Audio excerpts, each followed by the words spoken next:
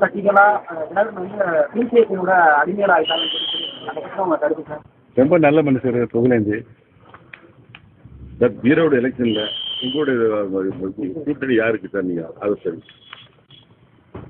நாங்கள் தேர்தலை புறக்கணிக்கவில்லை, ஓட்டளிப்போம். யாருக்கு என்பது ரகசியம் சார். அதிமுக எடப்பாடி ஒன்றிய கம்பெனியில தீவிரமா செயல்பட்டு இருக்கணும், சத்தியமாகவும் சொல்லியிருக்காங்க, நீங்களும் சொல்லியிருக்கீங்க. இந்த கூட்டணி வந்து இப்போ வந்து ஒன்று சேர்றது வந்து எவ்வளவு காலங்கள் சார் ஆகும்? அனைத்து இந்திய அண்ணா திராவிட முன்னேற்ற கழகம் இதய தெய்வம் புரட்சித் தலைவர் எம்ஜிஆர்களால் உருவாக்கப்பட்டு மாண்புமிகு அம்மாவர்களால் யாராலும் வெல்ல முடியாத இயக்கமாக வளர்ச்சி எடுத்தார்கள்.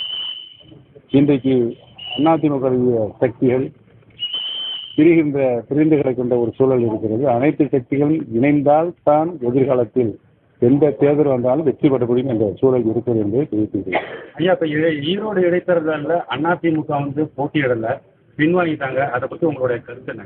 ஏற்கனவே இது குறித்து நிறைய விளக்கங்கள் சொல்லியிருக்கிறேன். இன்றைக்கு நடைபெறுகின்ற ஆட்சியினுடைய எதாச்சியாகவும் அதிகார துஷ்பிரயோகங்கள் இவையெல்லாம் அந்த தேர்தலில் நடைபெறுவதை வச்சு தேர்தலை அவங்கள் வேட்பாளரை நிறுத்தவில்லை.